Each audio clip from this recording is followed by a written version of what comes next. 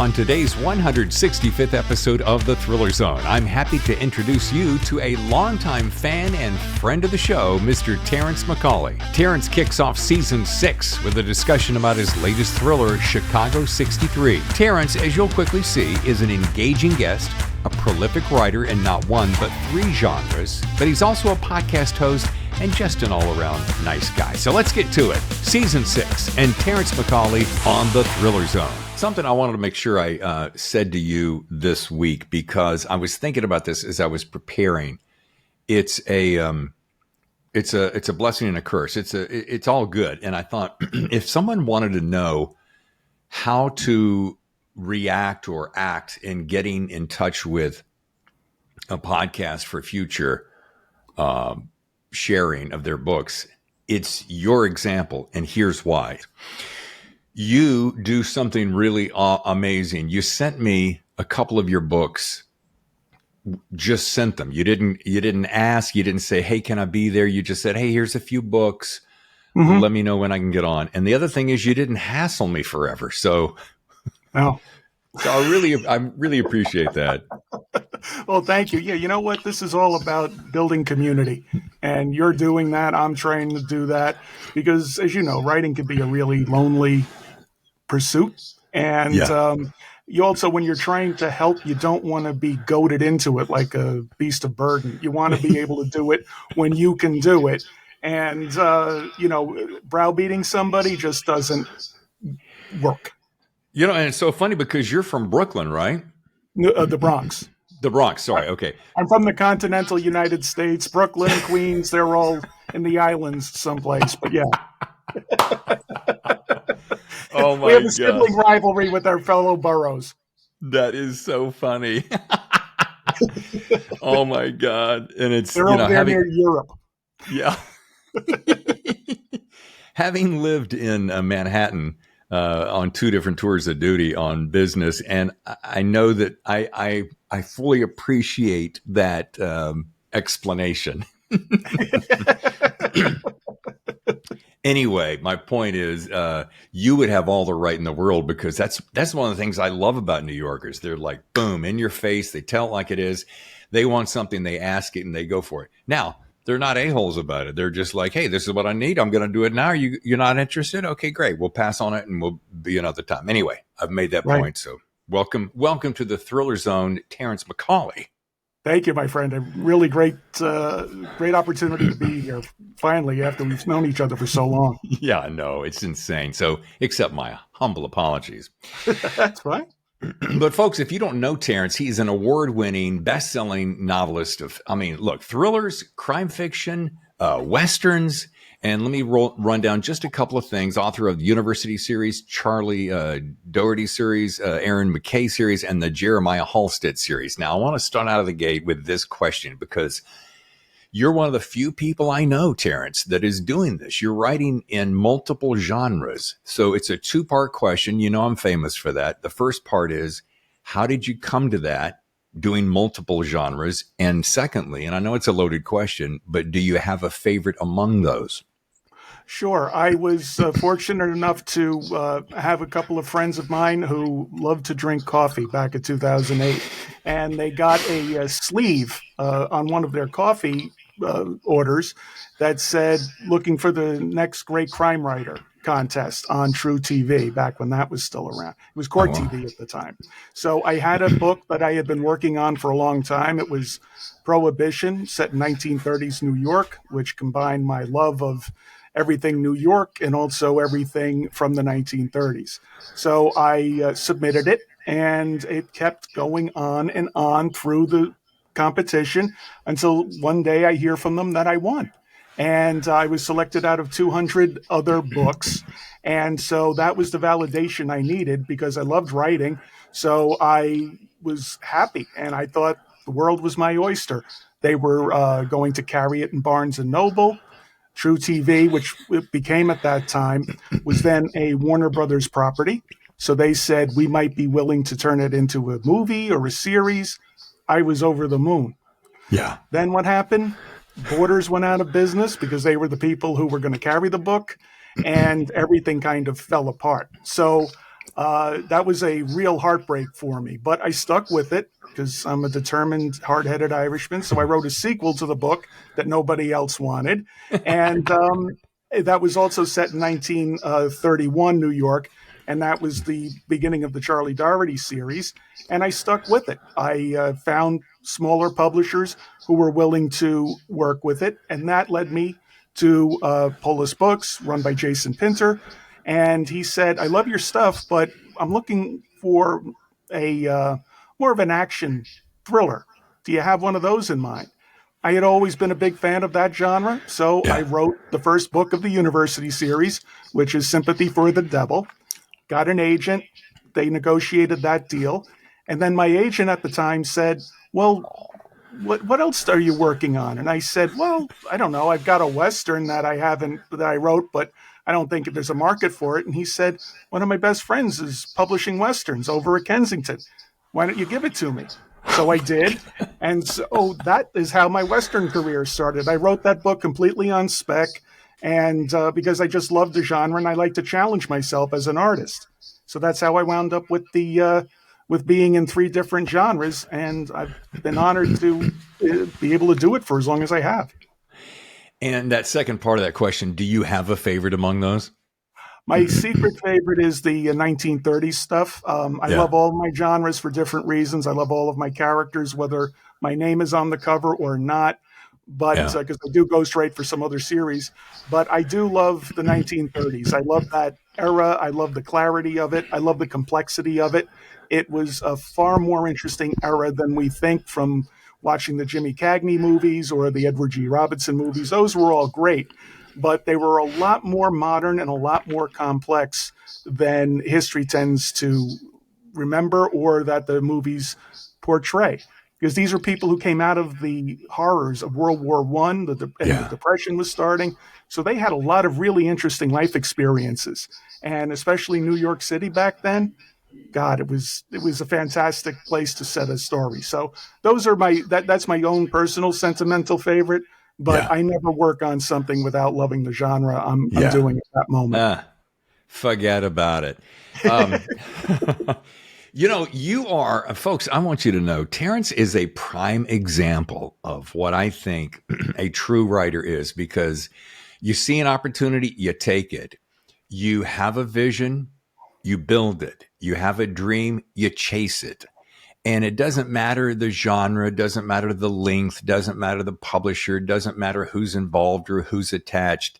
Mm-hmm. And I have talked to a lot of people during this show, and I have learned that the people who really are specific in their vision and clear in their focus and tenacious in their drive really make it. And you check all of those boxes. So a little golf clap for my buddy you. Terrence. Thank you. I appreciate that. Yeah, because I always say I'm a little too stupid to quit. And, I continue on. And also, as long as I see growth, I started off in my teen years as wanting to be an illustrator. But when I was about 15 or 16, my talent kind of ebbed. And I knew that this wasn't for me, but I still wanted to tell stories. So I did not let that part of myself die, even though I went on to college and had office jobs. But I always wanted to be a storyteller. So I found another way to do that. And that was honing my craft as a writer. Well, mission accomplished, sir. Mission accomplished. Yeah. So last year, let's jump around a little bit because I'm famous for that. So last year, your Blood on the Trail won the silver. Am I going to say this right? Falcon or Falchion? Falchion Award. Falchion Award for Best Western. Now that's impressive enough. But your latest novella, Chicago 63, which is, Terrence, as you know, this is about the time that I pick up the book and I go right here. This is what we're going to be talking about. But as you can see, I don't have it. Right. Yeah, because it's only an ebook now. We're in the process of printing them up now. But I know that you're going to autograph and send me a copy, and I'll add it to my personal library. Yep, you're already on the list for a hardcover. Thank you. But Chicago 63 is a fictional account of a plot to assassinate President Kennedy back in November of 63. Right. So I want to shoot out of the gate so that we make sure that the people who have short attention spans or get bored or finish their commute early or something and tune Right. this out and forget to come back, make sure they know about your book. So I want to talk about your main character, Secret Service agent Abraham Goldman, which, by the way, I love this guy. I like his attitude. I like his drive. I like the way he goes. You know, he in a place of diversity or adversity, rather diversity too, but bad adversity. He goes, you know what? I have this instinct that says blank, and I'm gonna tee all this up for you to tell the story. But I want to tell you what I appreciated about it. And he said, as he's guarding the president of the United States, you know what? I'm going with my gut instincts here, and I'm not going to worry about the fact that maybe somebody else is arguing with me. So I want you to go and tell me what makes this guy different from other agents. And so that's big. What makes him different, especially in this time? So it's a perfect tee up. And what makes this fictional account different from other assassination plots that we've read about in the past? Again, Sure. a two-parter. So thank you for your patience in that. Of course, of course. Well, I mean, it is a fictionalized account of an actual plot that did happen. It was a group of people who were looking to assassinate President Kennedy while he was going to be in Chicago in early November 2nd, for the Army Air Force game. And they were going to assassinate him on the way to the game as he was turning off of a highway. This sounds familiar. And it was a very slow turn. And that was where they were going to assassinate him, which was much like what happened later, 3 weeks later, in Dallas, 1963. Yep. So that part, when I was doing the research into this, I said, God, this is fascinating. And the reason why we know about the plot was because the real life Secret Service agent, Abraham Bolden, with a B, I changed his name, went forward, heard about this when he worked in the Chicago office of the Secret Service and brought it to the Warren Commission in 1964. They didn't want to hear about it. They did not want to know of any similarities to Dallas. And the poor man was not only ridiculed, he also was set up to go to prison for accepting a bribe a couple of years later. And he was in federal prison for, I believe, about 6 years. And in 2022, President Biden commuted his sentence and exonerated him because he was that brave. So in my account, Abraham Golden is the protagonist. He is the hero of the plot. But there were only 2 agents that were assigned from the Secret Service that were looking into these threats that really were coming in from all over throughout the Chicago area. So instead of having too many people in such a short novella, I made it just him and have him drive the action of what was actually happening. So he does the investigation. There were 2 Secret Service agents that were involved. I just boiled it down to 1. There were also local police that were involved. There were also some federal agents that were investigating, but it was basically the small office of the Secret Service that was handling all of this as the president was on his way there. So everything that happens in the book, I extrapolate a little bit, but most of it is factual, especially the parade route. And I've had people say, I can't believe that. They do their own homework, and then they find out through the same sources I did that were written not recently, but some of them in 1974. They say, wow, this really did happen. That is kind of crazy, isn't it? I mean, not kind of. It's very crazy, if you ask me. Right. I mean, I do extrapolate on a lot. I do make links, but there were 4 Cubans that were in the area. 2 of them were arrested. 2 escaped. They had high-powered rifles in a hotel, and they were brought in for investigation. And nobody knows what happens to those 2. Arthur Valley was a real person, and he did have ties to the guerrilla camps in the Bay of Pigs invasion days in Long Island and throughout the United States. And he was arrested that day, as I have it in the novella, with arms in his car, but not with weapons. It was just bullets. So it was, and the people who arrested him are the 2 police officers who were Chicago police officers. They went on to have colorful careers too. So, and they had some very interesting associations. So that's what I pulled everything together that actually happened. and made a compelling story. I made some links. Like I said, I extrapolated a bit, Sure. but I definitely used historical events as my inspiration.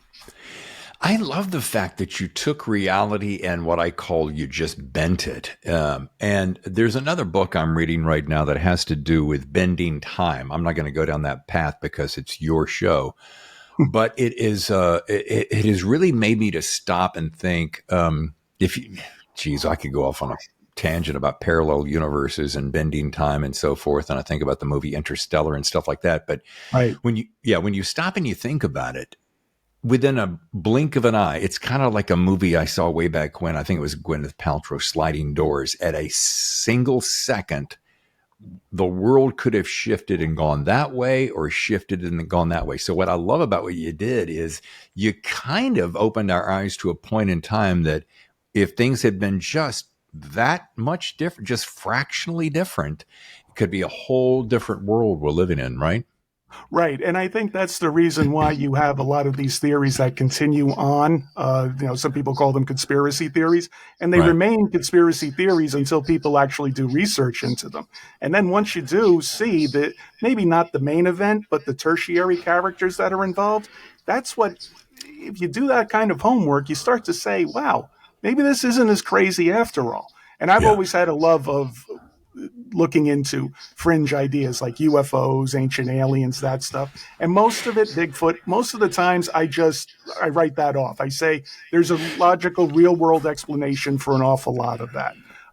Example, a couple of years ago, about 10 years ago now, there was a huge sighting of flying rods around public events. And Right. that was a big UFO thing. Well, it turned out they were predator drones. It was a perfectly real world explanation for it. We just didn't know the technology existed. And I think that, there's a lot of real world explanations you can have for a lot of this phenomenon. But when you look at something like the Kennedy assassination and all of the secondary people involved, Yeah. it becomes a little bit more believable that something was going on. And I don't think it was the stereotypical oak paneled office, people having cigars, chortling. I don't think that was it. But I Yeah. definitely think it was probably a few bad actors who had a plan, kept it close, and unfortunately were successful. That's what I liked about this story is you made me, I mean, I would suspend, as I do, as you do, as we all do when we're reading a book, we suspend our beliefs for a moment. But with this one, you don't have to fully suspend it. You can just hang your thoughts on the nail behind you and go down that road and go, this is so close to have happened. Easier for you to say. Anyway, so I love that. I do wanted to ask you this. You have a fascination of the 30s. Do you also share a fascination with the 60s, or was your fascination simply with the fact that this was a momentous moment, a huge moment in time that you capitalize on by fictionalizing? I have a love of history and I have a love of historical fiction. So I got used to researching events that happened when I was doing my 1930s novels. My grandmother grew up in the same neighborhood as James Cagney, and she was always really emphatic about they were never friends. She said, I just knew him, but I knew him around from the neighborhood, and he was a character. He was always getting into trouble, and that kind of honesty struck me back then because I was a little kid. She could have told me, "Oh yeah, we were best friends. We hung out all the time," but she didn't do that. And people from that era didn't really exaggerate because I think that they had a capacity to understand that life gets complicated and interesting enough all on its own if you just tell the truth. So that kind of idea and that approach to her life experience made me love history. I wound up researching because, like I said, I love fringe ideas. Usually suss them out for what they are, but with the Kennedy stuff, it was fascinating, and I kept digging into it. And the more I did, the more I realized this is an interesting part of American history in the 1960s, and especially when I had a character like Abraham Bolden. In my book, he's Golden. He Yeah. actually was the first African American Secret Service agent to protect a president, and that was at Kennedy's insistence. So those kinds of details are fascinating to me, and that's what made me say there's more than just research here. There's a good story that I can tell. First of all, I want to jump in here and say I apologize. I called it Goldman. I wrote down Goldman. I was thinking Golden. So thank you for not just smacking me upside the face and going, hey, Dave, not only did you misspell my name when you were doing pre-advertising marketing for me, you used an A instead of an E, a-hole. So why don't you just say anyway? No, Sometimes. Go ahead. I said, sometimes you're just moving so fast, you don't think. So my apologies. Don't worry about it. No, Yeah. it's just, so with him, I changed his name a little bit because I did fictionalize his character, but I wanted to keep it so that if people do Google what I wrote, and I do hope they will do their own research, Sure. You'll see, God, this guy is a fascinating character in and of himself. And he has his own book, Echoes from Dealey Plaza, that I suggest everybody take a look at. Fascinating gentleman, really is. He's still with us too. Insert book plug here. Hey, and speaking of, I want to jump off a thing. You said a second ago about how people in that era didn't exaggerate or blatantly lie. I'm going to make that a two-pronged attack. Mm-hmm. I'm having a conversation yesterday with the gentleman who's going to be on the show soon, and John Lindstrom, and we were talking over lunch about, it's a shame what happened to Decorum. And that shot us down a road about a conversation between my friends Jonathan and Mark, who were at the lunch table. And we're like, whatever happened to that? And it made me think of that when you said people of that era looked at life differently. And it made me think the same thing. Like, what happened to, and this is rhetorical predominantly. Right. What happened to decorum? What happened? There are certain presidents in our past, for instance, that have no decorum. We won't go down that path, but right. and it challenges me to say, why can't we bring a little bit of the class back to life in general and just be classier? You know what I mean? Right. Yeah. No, you're absolutely right. And I think that the advent of social media has hastened that decline in decorum and treating people like they're human beings. My grandmother and my father all grew up in very diverse neighborhoods back before they even called it diverse. It was just a bunch of poor people who did different things on the weekends. Some went to church on Saturdays. Some went to church on Sundays. Some didn't go at all. But everybody was in the same boat. And my grandmother had a piece of advice for me that's carried with me throughout my entire life. And that's treat people as you meet them. If they're good to you, you be good to them. And if they're not good to you, then you stay away from them. And that's just the way it used to be. And people understood, especially in a place like New York City, we're all in this together. You're living in the same neighborhood I am. You might have a nicer apartment, but we're all here. You got to take 5 flights up to your apartment just like I do. You shop in the same places. And I think that the impersonality of everything of modern day just makes people too familiar with themselves. And that's online. And, you see people going to baseball games. They used to dress in suits to go to baseball games. And they used to dress to get on airplanes. But then you look at it, and the airplanes used to be nicer. They used to be a really nice experience. I wouldn't wear a suit on a plane now. I mean, it'd be ruined by the time you get there, even if it's a puddle. You're taking the phrase right out of my mouth. This is exactly what I said yesterday. I said, what happened to getting dressed properly to go for a flight?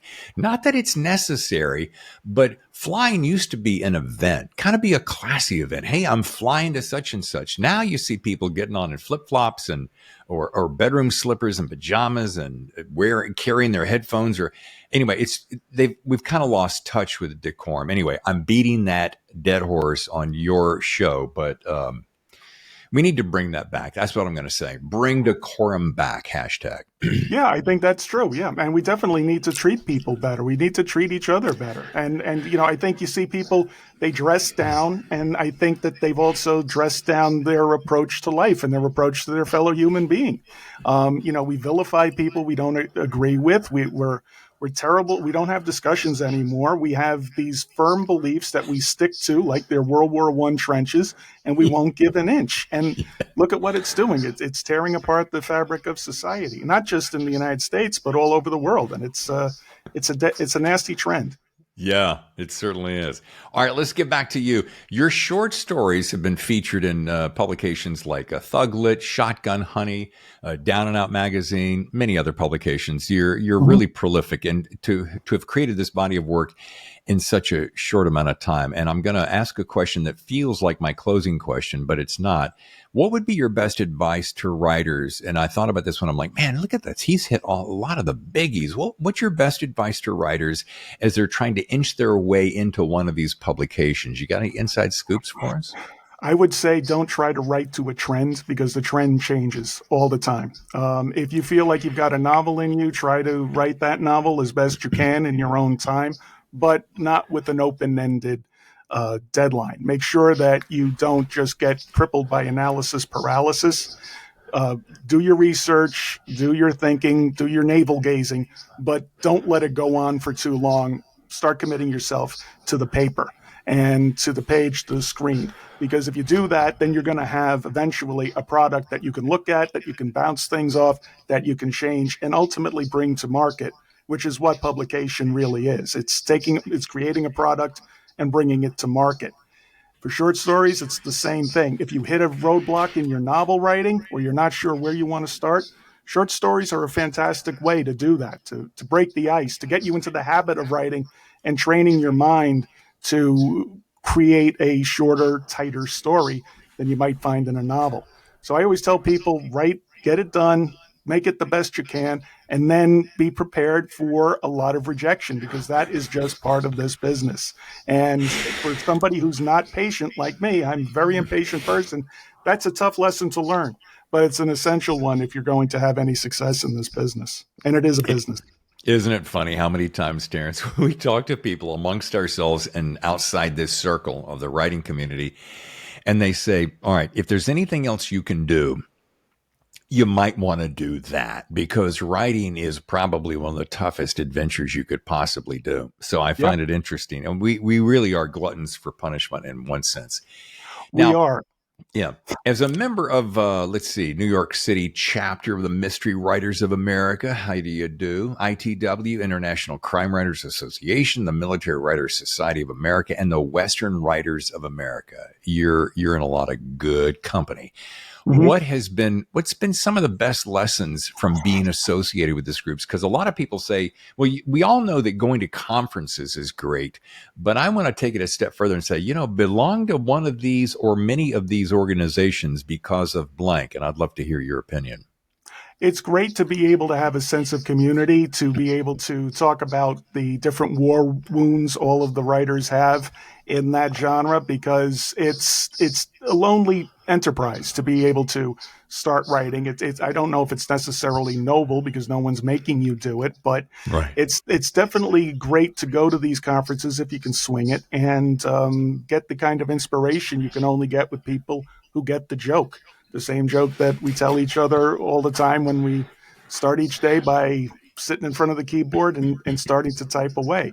I found that when I was joined the Western Writers of America, the amount of knowledge in that room was tremendous. You would think that these are just a bunch of people who read cowboy books and that's it. Yeah. the the wealth of information and how incredibly well read my fellow writers in that genre are phenomenal. They could talk to you about crime novels, cozies. They could talk about different industries. It really opened my eyes to the fact that a lot of genres like westerns or cozies get pigeonholed, but the audience base there and the contributing writers to those genres is phenomenal. So I always say if someone can afford to swing it to go to a conference, give it a shot. But go with a plan. Don't just show up and say, I'm going to let lightning strike. Have a list of people who you want to meet and I wouldn't say work the room, but have a plan of who you want to talk to and what you want to say to them when you do. I'm going to take exactly what you said and say, do work the room. If you got your notes in your pocket and you're networking to make future connections, then yeah, work that room. Also, when I was reading about you, and one thing I did not know, I did not learn until just recently, is that you have your own podcast, which is Spies, Lies, and Private Eyes. Right. on the Authors of the Air Global Radio Network, and I believed I met the gal who runs that at Pam Stack. Yeah. yeah, Pam at BasherCon this year. Boy, she's got some energy, doesn't she?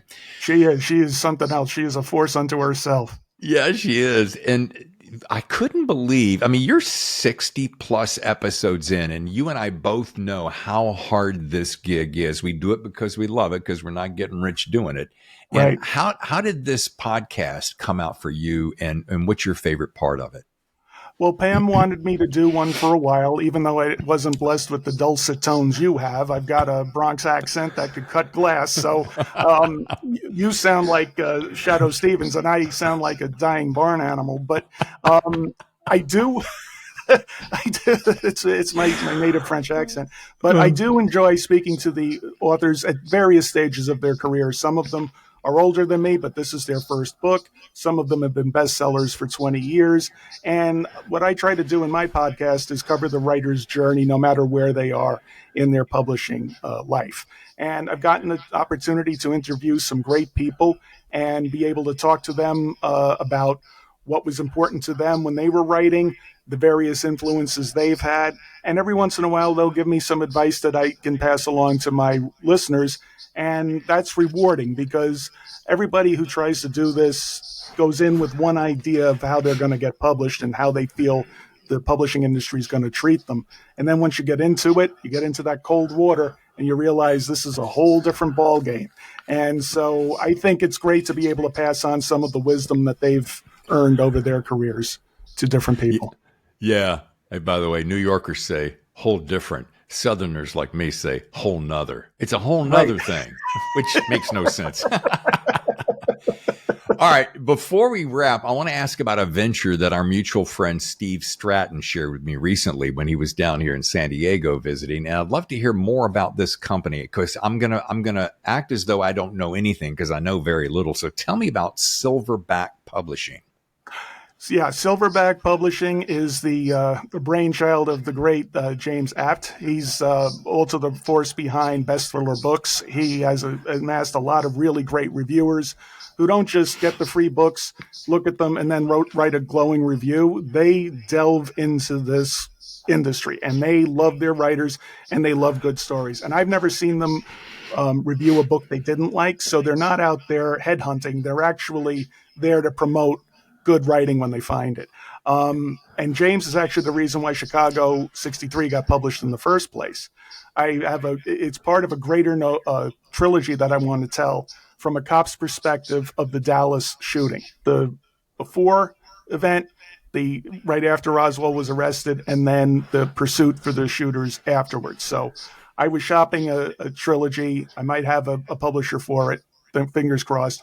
But he said, why don't you try something else that's a novella, that would be more accessible to people rather than someone signing on for a 3-book arc. And I said, all right, well, I do have that Chicago plot that it was going to be in the novel, but I knew that when I wrote that novel, Abraham Golden would be there for about a quarter of it, and then he would disappear. And that's not fair to the character, and that's not fair to the reader. So I put it into a novella, and that was what Chicago 63 became. So then once that started getting legs, we formed this group called Silverback Publishing, where the idea is to use Chicago 63 as a test case to see how we can bring novellas to the general public. And it's going to be, and it is, a different experience. It's not just writing a book, publishing a book, and seeing where it lands. It's also about creating an experience for the reader. And that means curated content. And we've been doing the interviews with a lot of experts like Steve Stratton over the last few months to give people a beautiful hardback book signed by the author, and also curated content that explains the evolution of the idea. Because a lot of readers love to know, where did you get this idea from? What made you want to write this book? And instead of just talking about it, they can be part of it. And we feel that it is a really nice way to reach a new audience, and also to give authors a chance to get their work out there, because not every idea is worthy of a novel, but chances are writers have a novella in them, maybe a nugget of a story. And that's what we're going to do our best to bring to market. Well, I love this idea because there's so many of us, and my stories that I write start as novellas. I'll have this idea, I'll bang out about 10 pages, and then I think, I got just enough gas in the tank to probably do a novella. And then I always have this conversation before I knew about you and others, and just having a different attitude about publishing in general. Oh, Mm-hmm. I'll put it on the back burner and see if I can flesh it out to a full 360 or whatever the number count, page count is at that time. But sometimes, often, more often than not, that it doesn't go anywhere. But you go, man, I'd love to just get this story out. So, first of all, is it only open for novellas? Is that kind of the key to it? Yeah, for this part, it is until we have a proof of concept, and then we feel that we're going to be able to do more. I'd love nothing more than to be able to be part of a full publishing group. I mean, because between me and Steve and a lot of the other authors who have shown interest, we have a wealth of experience and bitter experience in some instances about about what to do and what to avoid. So we would love to be able to publish full length novels, but for now, I think the novellas are a great way to introduce the company to a new audience. And it's also good for us to learn what we know and what we don't know. Yeah. The known unknowns are the ones that always trip up enterprises like this. So we feel that the novellas are a great way to start. The experience of seeing curated content could appeal to some people. Sure. And we want to see where this journey takes us. And we've been happy with the results so far. Well, I love the idea. I'm going to support you guys in any way I can. Maybe even you guys will let me get in on the fun and throw one of my novellas at you. Please do. But I thank you. I really love this idea. And I remember I'm flashing back to James Patterson, love him or hate him. I happen to have grown up really enjoying his writing. Came out with an idea a few years back called Book Shots. And I always thought that was cool because I do a lot of flight travel, and I like to just pick up a book, maybe blow through something, maybe on a short flight. Book Shots were perfect. Of course, you and I both know we both read a lot of books for our podcast and our passion for reading. But sometimes you just want a little something. You want a snack. You don't want a whole meal. So I applaud you guys famously and heartily for this idea. So, folks, once again, it's called Silverback Publishing. I'm going to assume it's silverbackpublishing.com. I don't have it right in front of me.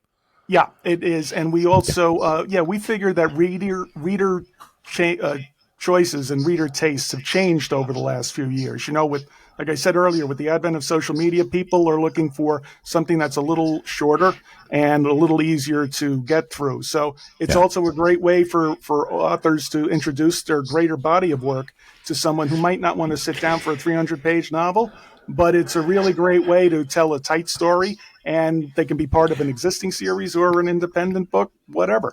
But it's we're excited about where it's heading, and we got some great reviews, thank God, about Chicago 63. I.S. Berry reviewed it, gave it a beautiful review. She's on the cover, and Cheryl Head, a lot of people, and Matt Coyle, a lot of great people gave us some awesome support, and we're very grateful. Yeah, dude, I applaud you once again. This is the writing community taking the power into their own hands and going, hey, maybe I can't get published over here with the big five, we'll just call it, but at least I can get it in the hands of some people who are really passionate about the business of publishing, even if it's a novella. And everybody, listen, if you're a writer, you've got a novella in you, for crying out loud. We're talking about less than 50,000 words. And if you do NaNoWriMo, as many of us do in November, when you write 50,000 words in 30 days. If you're a writer, you can do that. If you can't do that, then maybe you should do something else. Just an idea. All right. Once again, it's Silverback Publishing. And as we close, I want to do a variation on a theme because you're so good. You're such a great interviewee and interviewer. But my standard close is best piece of writing advice, but I want to know, because you've already touched on another adjunct to that, what's one of the biggest lessons you've learned since becoming a full-time author? Because I've watched you from a distance for almost 3 years now, And I've never seen anybody so consistent, and you don't sit around, oh, I've got like 4 more days. No, you just bang it out. So what's that best lesson you've learned? To keep working at it. And you have to find the thing that's going to keep your backside in the chair and your fingers on the keyboard. And there's a lot of different ways of doing it. For me, I write out on the porch. I'm not there now. I'm in my house, but I have a screened-in porch and a windowed-in porch. I will admit I smoke my cigars. That's what keeps me in the chair and writing. But staying with it, there's a bunch of different ways that you can learn how to craft a story, that you can follow structure to do research. But ultimately, you won't have anything to sell. You won't have anything finished until you finish it. And it's just to keep at it, keep banging away at it, and once you get that habit of writing and that commitment to the project that you're working on, beautiful things happen. And, Yeah. you have to do it in order to accomplish it. You can't expect it to happen by osmosis or a strike of luck. It's staying in the minds and plugging away at it and making it the best you possibly can. And I'm going to put a colorful little exclamation point there and to say, trust the process and trust your instincts. Trust that passion that lives within you to make you even think you want to do it. A lot of Yeah, times we have all that judgment voice, not to get off on a tangent here, but I'm going to do it because it's my show, damn it. damn right. But we get caught up in that voice that goes, oh, what if it's not good enough? What if it really sucks? Who cares? There's a lot of other things in life that we go after that fall apart, and we don't go, well, I wish I could have learned to drive a car, but I backed out wrong. Okay. Right. So my point is just allow for the passion. So once again, that is great advice coming from Terrence McCauley. And if you want to learn more, go to Terrence. That's 2 E's in Terrence, by the way, McCauley.com. And we just want to send a great big old Thriller Zone love to Dutchess County. And I did want to ask you, what made you leave the big city and I got a pretty good idea because I've seen plenty of Instagram in your new life. Why out there and how you liking it? My wife is from this area. She grew Okay. up in Millbrook. Okay. It's funny. She's Guatemalan American, and when everybody learns that one of us is from Millbrook and one of us is from the Bronx, they assume she's from the Bronx. I'm like, no, she grew up in horse country. I'm the city rat. But she grew up right near Millbrook, and then we moved to an adjacent area here in Dutchess County, Amenia. It's right near the Connecticut border, Okay. and we've always had a weekend house here since we got married, and we've been up here since COVID happened. When I had a regular job at that time. They suspended operations, so we worked remotely. We moved up here. I started writing full time, and then we've been able to stick with it ever since. So it's a quiet but beautiful part of the world, and there's a lot going on up here. So it was a tough transition from the city because I grew up there my whole life, Yeah. but it's beautiful up here. It's really and the people who live up here are quality people. Yeah, and the peace and harmony of countryside's pretty nice backdrop for writing. And if you you get a hankering, as we say in the South, if you get a hankering for a little city life, you just jump on a train and go, right? Or car or whatever, but then just go in for a little injection. Well, once again, this is so cool. I'm so glad you took the time. I do apologize once again. It's taken so long, but this is what tenacity does. You stuck in there, and here we are. And man, I couldn't wish you more luck. And I would be holding up. I'm just going to put the copy of Chicago 63 on the screen. And by the way, who designed this cover? Because I love it. A great artist by the name of Christian Storm. He did Joe Clifford's covers. I think he's wonderful. I hope to God he's able to do all of my books, whether I self-publish them or I have another publisher do it. Yeah, I told him what I wanted. I told him what I envisioned, and God, he just exceeded my expectations like you wouldn't believe. And he Yeah. also did a great job with getting it done on time, with all of the endless feedback from people. Just a quality artist, and I highly recommend him. His name Awesome. is Christian Storm. He did a great job with the cover. Well, big kudos to Christian. I have been able to communicate with him, so he seems like just a solid dude. Once again, Terrence, thank you so much for your time on the show. It's been a hoot. Thank you, my friend. I appreciate it. Thank you for the opportunity, and thank you for what you're doing for the community. It helps an awful lot. It is my pleasure. On next week's Thriller Zone, I'm beyond excited and perhaps a wee bit anxious to welcome an author you're going to be amazed with. Terry Hayes has written an epic novel, The Year of the Locust. And when I say epic, I mean at nearly 800 pages. This book will keep your head swimming, your pulse racing, and the pages turning for days on end.